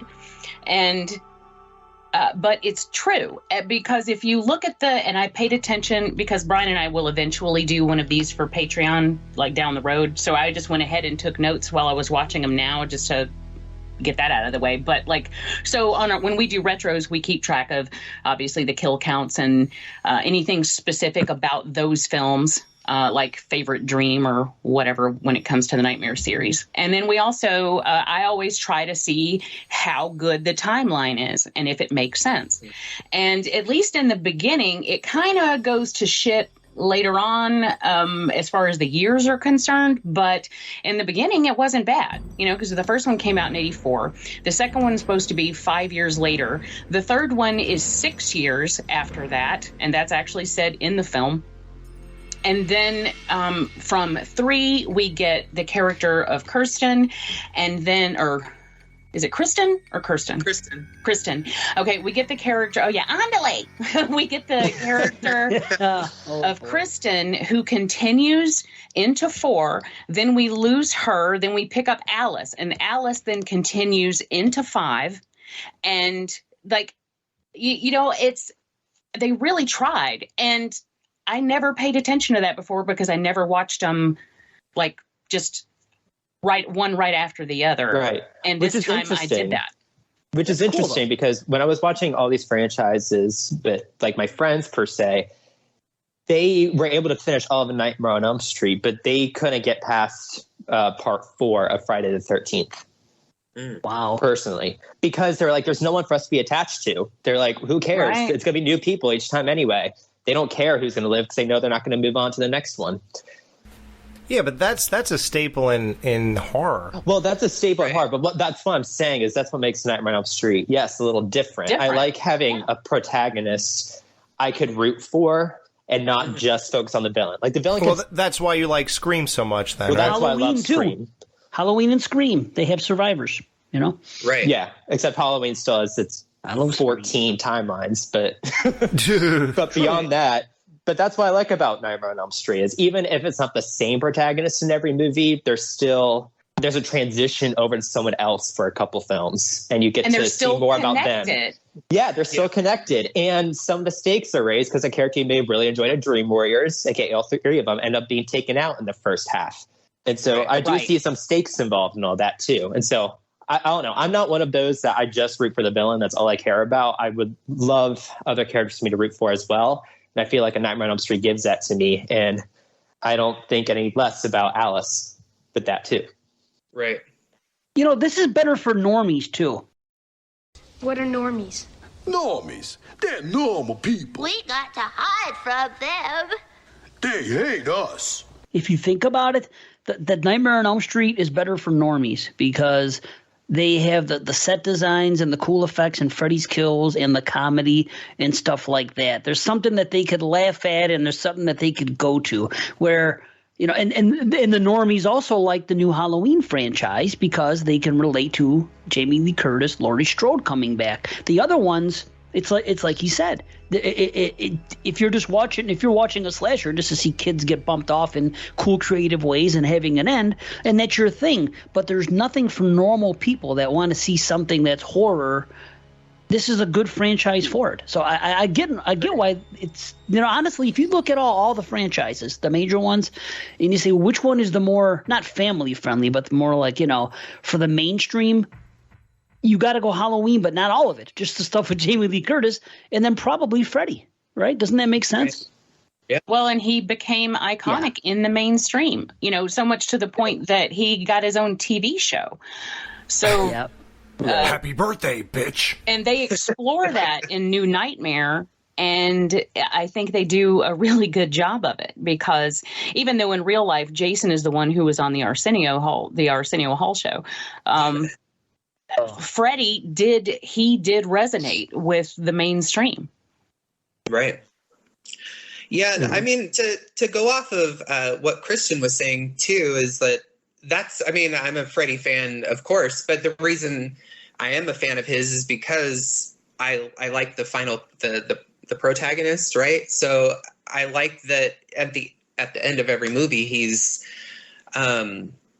defeated in some ways because of a strong person. And I don't think I watch these films just for Freddy. I mean, it's fun, but I think it's also because of the final characters. And I mentioned when we just talked about part 2 about Mark Patton's character and maybe not fully relating to him, but it's because I related actually more to like characters like Alice actually and especially now, even still, who I think you guys kind of ripped on her a little bit about looking like she was molested and stuff like that, which is true. But I think what was great about it is she has a lot of character growth through not only this movie, but the next one too. And she starts off as being withdrawn because, she had a mother that died and then an alcoholic father that's abusive. And so she went internal, and so as a gay person myself, getting through high school, that was totally me in a lot of ways. And so what I saw in that character was someone like me who, funny enough, was more in this role than in part 2 because I was the one, it didn't seem like she was picked on. She was still hanging out with the cool group, but I related to her because as time went on, she had to come out of herself and face her fears. And so I think that was why this character was really important for someone like me too, because at the end, and plus, girl power, girls kick ass and stuff. And so I think that's what I liked about this character in part 4, especially, is because she was a really good final girl. And I don't think Lisa Wilcox gets a lot of credit, or that character gets a lot of credit, especially since she technically survived two movies. So yeah. I love the fact that for just a 90-minute movie, she's such a different person from the beginning to the end. Yeah. And there's so much that happened throughout the course of this movie too, that to see that transition happen. And I love the fact, here's the thing, I know you guys hated it, at least I remember from the retro, but I love a good cheesy 80s montage. I love Me it. too. Love it. I love a cheesy 80s montage. I love good, cheesy 80s movies, and that's exactly what Dream Master is to me. It's just good, plain fun. And I love the fact that there was a montage of her because there was a lot of foreshadowing at the beginning about her not wanting to look at herself in the mirror. And so then to have that montage of her slowly taking off the pictures of her friends and then literally taking a piece of strength from each of Freddy's victims with her to defeat him. I don't know. There was something that was so cool about that. And it was different. And once again, it's the final girl on offense at the end, not just being defensive. That I don't know. I think that she's definitely my second favorite of the leads outside of Nancy, because Nancy, of course, did it first. But I don't know. Once again, I just love that this protagonist. And they also pulled a Tina / or Marion Crane again, because Alice is just more in the background in that first half, and you start to think that you're with Tuesday Night throughout the course of the movie, now that Kristen's the new star. And so then to take her out 40 minutes into the movie kind of raises the stakes again, regardless of what you feel about her particular performance. And so, I don't know, I just feel like there was so many decisions that they made that were really nice and really gave some depth or some substance to this movie that even a lot of the flaws, similarly with 2, I'm able to look past because I'm just having a great time. I'm liking the character growth. Yeah. And I like, too, that, I mean, maybe it's a little on the nose, but they've used it a few times in these movies as the fairy tale or the fable. So, I mean, I like that they do the whole Alice in Wonderland thing, and it's it's her through the looking glass. Yes. With and obviously he says, "Welcome to Wonderland, Alice," in it, too. And so, but I like that. I like that kind of that ride, and I think also was, and I know it doesn't really work from part 3 and part 2 when Freddy's in the mirror, but on this one it's the counterpart. To her, she sees herself in the mirror, and she sees herself for who she is, and so that's kind of I like that it's like, I guess, a juxtaposition to how she ends up defeating Freddy is by him seeing himself. And it's actually smarter than I think people give it credit for. Yeah. What I've discovered, And I've also discovered that it's not necessarily the characters that, and again, upon this viewing, like I said, I was really paying attention. The characters and the story, that's not what I have a problem with in the later films. I discovered that it's actually Freddy that I have a problem with in the later films. Oh, yeah. Let's get into Freddy. And that it's just that when he is no longer, and I think he's actually still okay to me in this one. It's more so in the next, well, actually, and it's particularly in Freddy's Dead, but it just gets worse and worse as it goes along. Right. And I think he just loses his scare factor. But as far as the storylines and the characters' arcs, and I totally agree with you about Alice. And I know we talked about her, like looking abused and all of that. And and it's true, because a lot of times when people are abused, they will purposely, and not even necessarily purposely, like not put thought into it, but they let themselves go. Her hair got all greasy. She was frumpy. She was kind of drawn into herself. But that's what happens is when there is a predator after you, you try to hide within yourself and you try to not make yourself conspicuous. So you're even subconsciously. So then as we see, and then particularly in the next film, she's much more vibrant. She's she washes her hair. She is, she has come into her own a little more, Yeah. So the characters, I think they did a really good job. And as far as the story and the continuity, they really tried. So I don't fault them for that. Right. But I think what it is that Freddy just loses, he's not as menacing anymore. And that kind of takes away from it. So what I found myself doing is when he was on the screen, sadly, those were the parts I didn't like as much. And it was all the character stuff that I was into. Mm-hmm. Mm-hmm. Wow. I think this movie suffers from, I don't know, like Halloween 4 syndrome, where 100%. On its own, people don't on its own, people tend to like it and they think it is a pretty good time and it's not a terrible movie. But those who already know the franchise know that's going to go down a really bad path in the next couple movies. And so sometimes when you watch Halloween 4, that's really what you start to think about is what's going to happen in the next couple that are not going to be good. And so I think this movie suffers from the same thing where on its own, it's not a terrible movie. It could still be a fun time. But a lot of people know that this is the beginning of the spiral that led to the lesser good path of 5 and 6. So I think if this quality of movie came after 5 or after 6, it would have been appreciated a lot more as a step up because it's hard to come right after Dream Warriors anyway. Right. That's a good comparison because I don't like either of them, Halloween 4 or Nightmare 4. And the funny thing is, I didn't like them when I saw them the first time as a 16-year-old at the theater. After seeing the first ones and having expectations and then seeing this saying, oh, well, that was that. And the character stuff, I agree about Alice. I do like that. That's good stuff.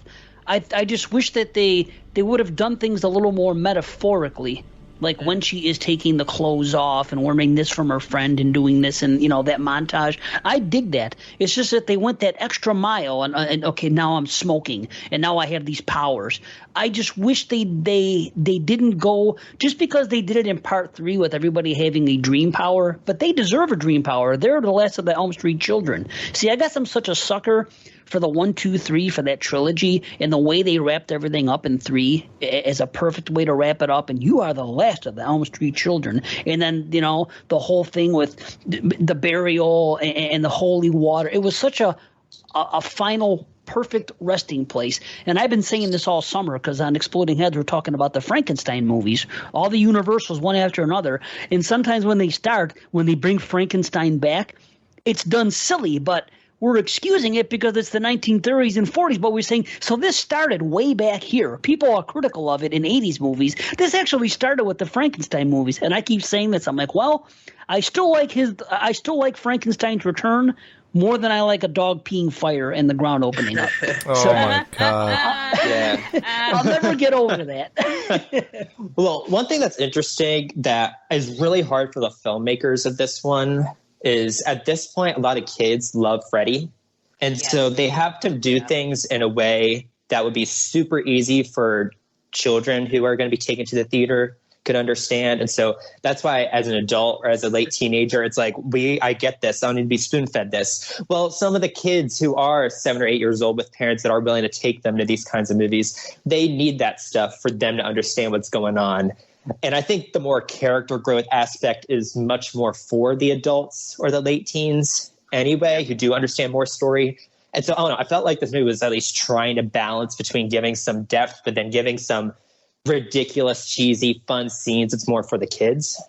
Yeah, that it is. I agree with that, and that was one thing that I think that that in the original episode with you guys, as you were talking about him, like the Roach Motel and stuff like that. Like, how would he know these things? And I think it was it wasn't for the characters, it was for the audience. It was basically just ways for us to like him or to feel okay, because I was that kid, Christian.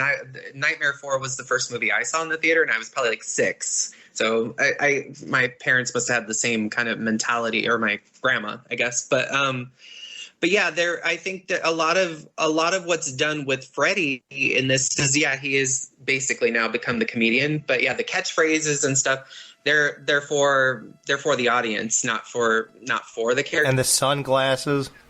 Exactly. I don't know what I hate worse: James Bond with Friday 6 doing the James Bond thing, or Freddy doing the shark and the sunglasses. Yeah, that's pretty. I don't know. To me, at least we already kind of figured. Ridiculous. And I think what I liked about that nightmare was, and I think it was touched upon in that episode too, is it's finally it took Kristen somewhere else. It's no longer like, just is she in her house? Is she in the in the Freddy house? Is she in the boiler room? So I like that. I mean, I don't know. Jaws: The Revenge, I think, was out at the time. So maybe not the best comparison, but I think it was, I don't know. It's just fun. It's fun and it's light. I think that's what I liked about it. she had gotten the advice to, dream a happy place, go to somewhere happy, go to somewhere fun, like force your dream in that direction. And what that proved was that you can, but he will just follow you. Exactly. Is that you cannot defend yourself against him. And I like that. I also like the fact that she got Kristen's power, because that was a clever way to having her pull something from each of her friends is a clever way. Although the anti-bug thing that she puts it on her belt, and I'm like, okay, is that just a memento? Because it doesn't help you at all, but it's like a Ghostbuster. But the fact that that's the thing she pulled from Kristen allows them to cleverly continue the idea that someone can have control. And and then putting that in line with all of her pulling stuff from her other friends and her brother, I think that, helps it kind of slip in there and make sense that now she has taken over this power. So, I like that. Yeah, but you like the fact that in a dream, Kristen says, "You'll need my powers," and throws them to Alice, and that changed the complexity of the whole movie. It's like watching freaking Rainbow Bright. Care Bears. I can't stand it. Care Bears. Yeah, you'll need my powers. It's the most childlike. I'm sorry. I cannot stand that line. But that's what I'm saying. Freddy, it's different from some of the other franchises where, even though kids were watching ones like Friday the 13th, things like that, this one was really meant to try to appeal to such a wide variety of audiences that, yes, there are going to be more stuff for 5-year-olds. Yes, going to be more graphic, violent stuff for the adults. This movie just does it all, essentially. And so a lot of the parts that you don't like are much more the ones that were meant for Care Bear generation. I mean, that is true. It didn't work, though. It didn't work because, yes, this movie did make money, but it's coming off the heels of Part 3. If you really want to see what people thought of Part 4, go look at the number for Part 5. Part 5 did. It just keeps declining. So by making this move, instead of just trying to appeal to the hardcore horror audience with a little fantasy elements, the way they did it in Part 3 was a perfect combination. It was perfection. And then what they did with 4, and I said this a million times, but they cranked everything to 11, and it's sequelitis in the worst possible way. And I'll stop talking about it now. I don't want to. You guys love it. But just final thoughts. It really is one of those movies where, yes, it led to a spiral in the other movies, but I think just taken on its own, I think it really is just a lot of fun. And typically, if I were to just throw on a movie, this is one of the ones I would do. This is my favorite outside of what I call the Heather Langenkamp trilogy. Yes. And I don't know. I just think that it's just such a fun movie to the point where, yes, there are some flaws in there, but honestly, I think there's enough character growth in there that I don't see it being any worse than some of the other mediocre Halloweens or Friday the 13th. I don't think I ever went down such bad roads yet for this one just on its own. Well, what I liked, so I was thinking more about about some of the other complaints and stuff, and like the dog pissing fire, and okay, so how I took that is that I don't think it was the dog that actually brought him back. I do think it was Kristen having basically PTSD from the dreams, or from what happened in Part 3, and kept coming back. And, just like Kincaid said, I think Kincaid or Joey, one of them said, if you keep coming back, you're going to bring him back. And I think that's exactly what happened. And so I also, and that weird scene with the claw marks on the locker, I think that's just to tell us that he's already there. And so, what I think, with her constantly coming back, I think it did steer him up. And then it's just being grandiose was with the stupid dog and the peeing fire. But I will say what I liked, and it was covered in Dream Warriors, and I think it just continued here, is obviously they didn't have time to develop their powers.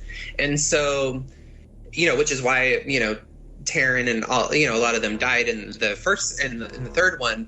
But because they vanquished Freddy, they probably never continued to continue to develop. It would have been something to see if they did develop those powers, and they, you know, to see how they did, you know, like Sarah Connor style, but in the dreams. But that's what I took from that. Also, yeah, it's a glossy film, I think, compared to the third one. It's strange how in a year, how like much darker and grittier the third one looked compared to part 4. Like they really don't seem cohesive in that way. But I like, I like that whole MTV vibe of it, where everything kind of felt like a music video, and everyone touched on it. Like, those were the kind of people, you know, I, like all of you, I grew up with like Saved by the Bell and 90210, so they were all people I wanted to be friends with. Right. And I like the sound. I like the soundtrack. I thought actually, what was in the movie, I like that, but actually the actual soundtrack sucked because they didn't, a lot of the licensing for like the Tuesday Night song and the Sinead O'Connor, all those songs weren't on it. But oh wow, really? Yeah, no, it was. I mean, there were the lesser known songs that were in it. Yeah, that you hardly knew were in the movie. They were in the background. Right, exactly. And then, you know, what also was great about Alice destroying Freddy is it was something direct from her. And I mean, Nancy in the first one did vanquish him on her own, essentially. I mean, I guess she wasn't successful at the end of it, but in part 3, it was really Neil Gordon that destroyed him with the holy water, and then Lisa helping destroy him in part 2. But I like that Alice was the one that destroyed Freddy on her own. And it definitely was still religious, because when I was watching the Never Sleep Again documentary, well, and this is what Robert Englund said, so who knows if this is actually what they had in mind when they had it, but they said that Alice, when at first you think she's defeated and she looks up, she's supposed to have like some sort of divine providence of, I guess, seeing God or God working through her. So I looked up a little bit about the whole like evil seeing itself, and the only thing I could find really quick on a whim was that man has no identity except the glorified identity God gives him as his pure image and likeness. So I assume, I'm not a religious person at all, obviously, but like that's just what I found from that. So if they're going the religious way, I mean, I thought it was a cool thing to use. And plus, you know, we got to see Linnea Quigley's tits. I mean, yeah. I may be gay, but I still appreciate a good set of knockers. So why not? Nice. And hers are a good set, I have to say. They are. Later on, when they repurposed that scene in another film, I noticed that they specifically bring back the tit part. But did you guys notice, and this is another thing I picked up on, that they dropped the Freddy music for several of these movies? It's, you know, the very iconic Nightmare on Elm Street theme, the Freddy theme, the... it's not in 4, 5, or 6? If it's there, I couldn't hear it. Like it's in the very beginning of 4. Okay. I think. Right after the opening. Unfortunately, I think that's it. Right. Yeah, I think so it's very weird. subtle if it is there. But honestly, that's part of the reason why we'll get to it. Why I like New Nightmare. It's like revisiting what you loved. Yes, absolutely. But I never knew that. I never noticed that before. Oh, I did. And then I was like, what the fuck? And I turned to Brian, I'm like, have you heard the Freddy theme at all? And he's like, no, I guess I haven't. And I'm like, what the hell? I never knew that. And it's such an iconic horror theme. You know, like right up there with Friday and Halloween, you play that bit of music and people know what it's from. So how did I never notice that before? But maybe that too kind of played in with Freddy not being as threatening anymore. Like maybe that kind of subconsciously affected my view of Freddy. Right. They were letting you know right then and there it's not the same Freddy. It's a scary song. There's not enough scares in the movie. There's not that scary feeling throughout like you have in the original. Really, I think they only use it in the Nancy trilogy, right? 1, 3, and New Nightmare. Yeah, at least no, it's not prominently. Definitely not a 2. Right. 2 went I remember complaining that the 2 went, even though I enjoy the 1 and 2, and it's from another good composer. Don't get me wrong. I just thought that the first one was so iconic that I was very surprised that they did that switch when they did 2. But then again, it comes back in 3 a little bit, but that's it. Then they, it's weird. Surprising. Yeah, they didn't capitalize on that theme much, but they did. They did capitalize on the 1, 2, and now they even go all the way. Yeah, and the girls. Yeah, constantly, right? And the tricycles. Oh God. Yeah. I'll never tell. I'm curious as to what you two feel after this discussion. Did it pull you up on this movie, or maybe just a little? This is one that I actually don't remember what I said on the retro. If I said that I outright hated it, I don't think I ever did. If I did, then I was just in a really bad headspace at that time, or maybe like. No, I think you just didn't argue too much with anything me or Dave said. You kind of went with it because there was really nothing to defend it, I guess. So yeah, right. I think it was the most quiet Jamie on the show. Yeah. Oh wow, that's rare. I think there was less Jamie in that one. Yeah. Because I never hated this one. It was a different Jamie in that one. It was different cast member. And the cockroach death, that has always been one of my favorites in the entire franchise. It's cool looking, yeah. And I loved the fact that Debbie was also, and back then, I don't know if anybody even cares about this or remembers it, but there was a show called Just the 10 of Us. Yes. And Heather Langenkamp and what the hell's her name? I can't remember her name, but Debbie. I don't remember her name. Thies or Thies. Yeah, she was. She played Heather Langenkamp's sister on that. And the girl from part 2.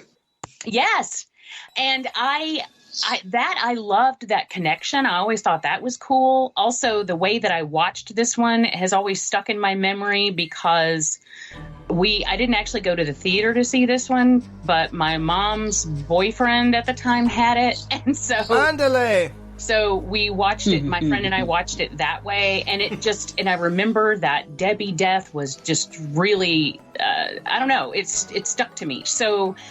This one, I never hated it. I always, I kind of liked it. And then it was from here on that I was kind of spotty, like in and out of the series. But this one, yeah. And now, so with my most recent watches, plus what these guys have said, which I totally agree with, I came up even higher than I was before.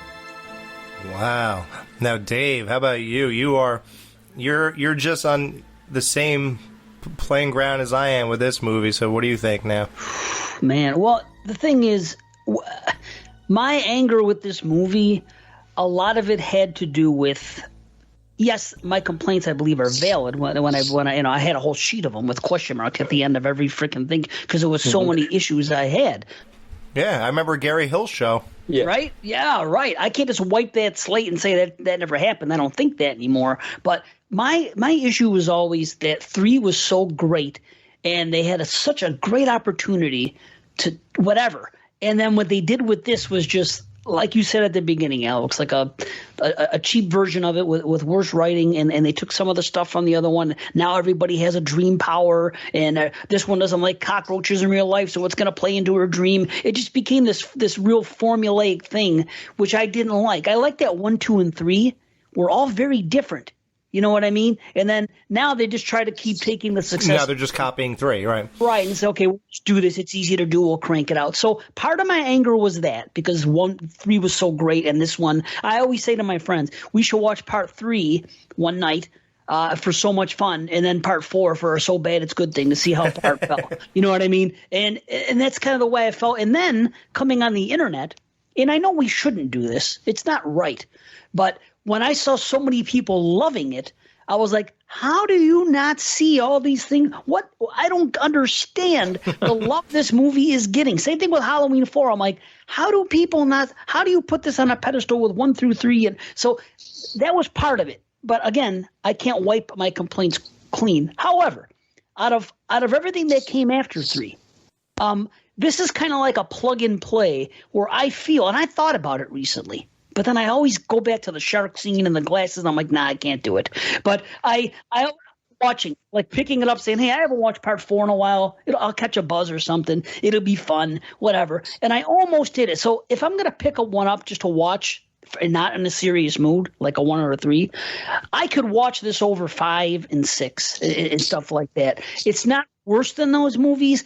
And I will say that the conversation and the discussion about Alice and what's happening with her character is actually quite cool. And I don't think we get any of that character stuff again in 5 and 6. Even though Alice is in 5, I don't think it's as poignant, at least. I know something happens and maybe her boyfriend dies. I can't. You get a cool biker scene, though, man. Yeah, the need for speed. Yeah. Don't even. Yeah. So I'm going to tell you this. I don't hate it as much as I used to hate it. It's tolerable. And I like what you guys said about Alice. So with that knowledge, I think I could like it a little bit more. I think that's fair to say. It's definitely better than 5 and 6. So yeah, I'll take that. Yeah, I reiterate the same thing. I don't think I could wipe my slate clean. I've lived with these issues for like a decade. Whenever I imagine the movie, it still seems like a cheap version of 3. I don't like the replacement girl. I don't like the way I don't even know what Joey and Kincaid were brought back for. Don't like the dog pissing thing. I do like most of the kills. I don't like the brother, the poor man's Corey Feldman or whatever he was supposed to be. And the Screech girl, I guess she was okay. And the Tory was whatever. But like Freddy, the difference isn't Freddy. That's rough for me to ignore. That's when I feel like he changed. Although you guys, so I guess you guys see this more as the bridge to badness. It's the bridge. I don't think it's completely the opposite side of Dream Warriors. It's just it's one step up a notch. Okay. Yeah, I guess you're right. If 5, 6, and 7 to me are worse than this one. So yeah, I guess this is the bridge. So what the hell is wrong with 7? I'm still so mad at that. But honestly, I'll take the wins for Dream Master. It's just lighthearted fun, okay? And listen, you might convince me 7's good. I think that character development is what saves some of these entries compared to some other franchises. Yes, and continuity. Yeah. With characters, Yeah. But in the same, like Dave said, in the same spirit as that, I can't act like I don't know all these things, but I think I could let off a little bit, and I could see the enjoyable factors of the movie, and I can enjoy it a little bit more. So I would say I could go to I'm sure this isn't good enough, but I can go 3 out of 5. Okay. Fair. That means I like it. Yeah. That's technically 60%, which is a fresh Rotten Tomatoes. So I'm a 2.5. What was I last time? I think it's a 1.5 or something. Yeah. Goddamn, guys, I'm at a 4. Nice. Ooh. Nice. Yeah, this is a 4 for me too, if I had to guess. I'm really strict on my rating system. I would go. I save my 5s for my favorite movies of all time. Yeah, 4.5 for me. And, even getting any of you guys to move it up half a point is, to me, a win. Right, because it's hard to change someone's mindset when they've had something for a decade or longer in just a 20-minute conversation. Well, I think what pushed it over for me, again, was just recognizing that where in the past I didn't really notice how much they did try.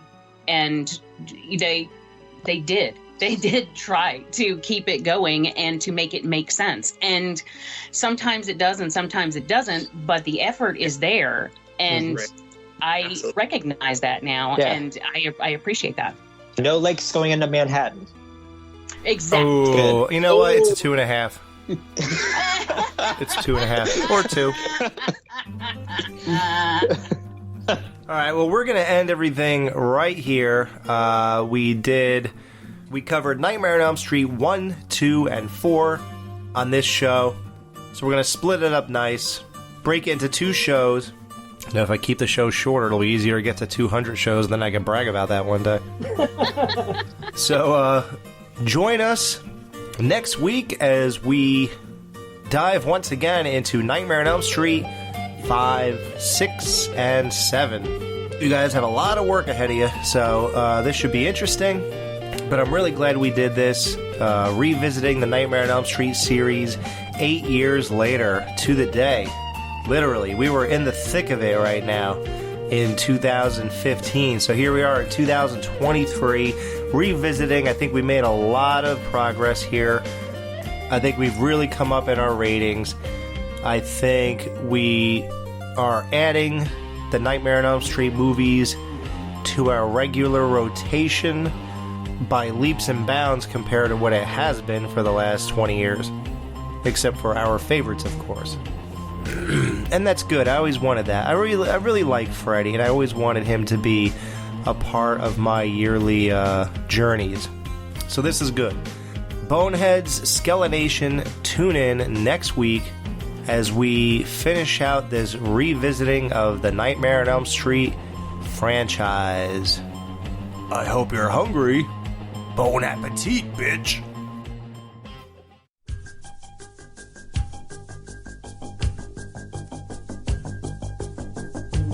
Here we are, must be somewhere, but you don't seem to know the faces.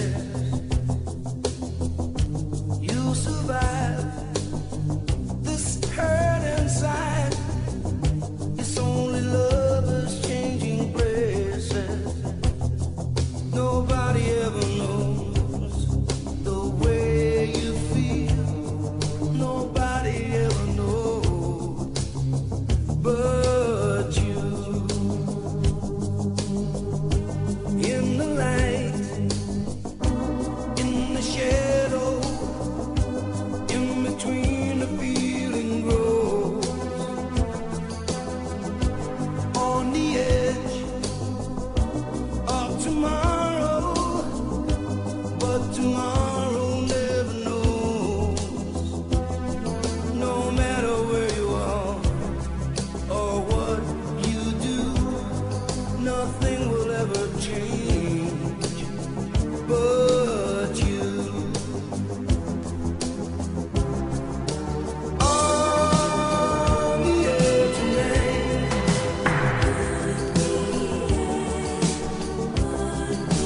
on the edge tonight, on the air. Take a rose, you call it sorrow, but it's a rose by any other name. So it goes, and we will follow like petals scatter in the falling rain. Nobody ever knows the way you feel. Nobody ever knows but you. On the edge tonight,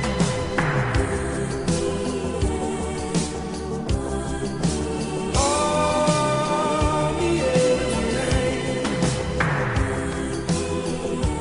on the air.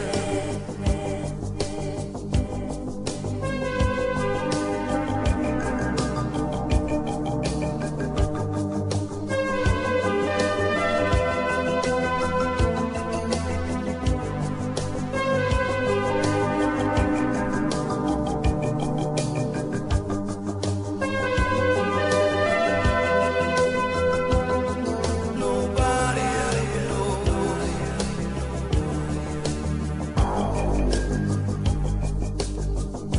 Take a rose, call it sorrow, but it's a rose